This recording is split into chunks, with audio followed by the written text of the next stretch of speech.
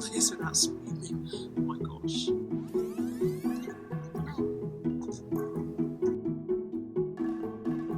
Oh, I tell you what, have a look at the bees just before we go. You will see that they are preparing for autumn, and how they do it is by, sadly, getting rid of many of the bees. You will see here, it looks like a cemetery of bees. This is normal. This is quite normal. It's what bees do at this time of year. Many of them will die, and if they don't, they will be killed by their siblings. At this time of year, it's mostly the male bees that will not make it to the spring. So at this time of year, what you will see outside any beehive are lots of bees that will come out and have lived their life, in other words. Many of them have just lived their life, because honeybees actually only live to be about 4 or 6 weeks. They live for about 4 or 6 weeks, honeybees. That's their lifespan, 4 or 6 weeks, which is why the queen needs to keep laying eggs. So you can see here that there are lots of dead bees, but this is not unusual. It's not abnormal. It's very normal for that to happen at this time of year, and that is because the queen will have laid winter bees.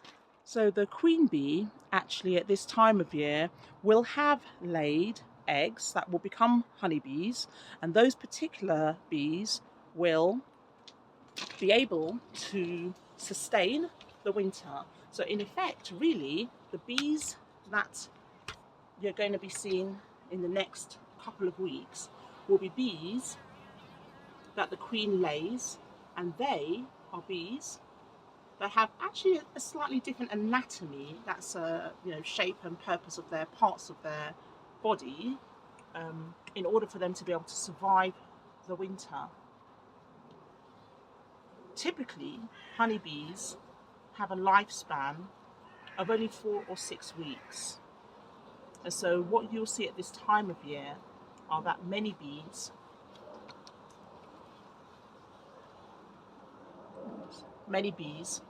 will die because they have reached the end of their lifespan. But the bees you start to see now will be bees that will live for 4 or up to 6 months. And that's quite a difference. Normally it's 4 to 6 weeks, but these ones will live for between 4 and 6 months, which means that they will get through. We're in October now at the time of filming, so that'll be November, December, January, February, March time.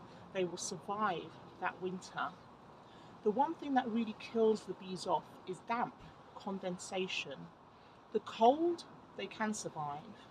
In order to survive the cold, what the bees will do is that they will cluster, they will all come together in the center of their hive to keep each other warm. And you can see, this is October, they're still coming in their droves. Some of the bees have got pollen. You can see the yellow sacs, the pollen collected on the back of their sacs, the back of their legs. I'm not wearing any protective clothing here. They are quite mild at this moment, but I don't want to frustrate them. So I'm going to make my escape soon. I don't fancy getting stung. So that was just to say that at this time of year, the bees will survive the winter, as we're all preparing to survive the winter. They hamper down, they put something called propolis around the edges. It's almost like putting, they almost like block all the draft areas. So the cold itself will not kill the bees. What does get the bees is just damp.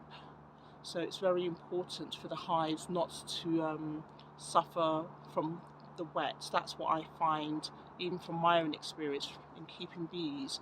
What will harm the bees is if it's damp. The colder they will survive. In the next couple of weeks as well, however, in order just to keep the temperature up in the hives, and they do it magnificently without me, but I do sometimes just put down some insulation actually on the outside of the hives, and I strap that down just to help them in case some of the remaining bees, the clusters are small. If the clusters are small, they can sometimes struggle to keep the heat. Anyway, thank you so much for watching. It really was just a relatively short video just to show you what's happening in the garden, but also to sort of give you some idea of one of the main projects I'm going to be trying to do over the autumn time. So thanks as always for watching. Be sure to hit the subscribe button.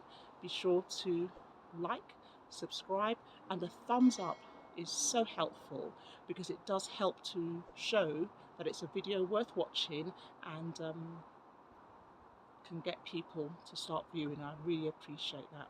Thank you so much for your time, because I know your time is valuable, and so thank you so much for stopping by at this channel. I'll see you in my next video. Bye for now.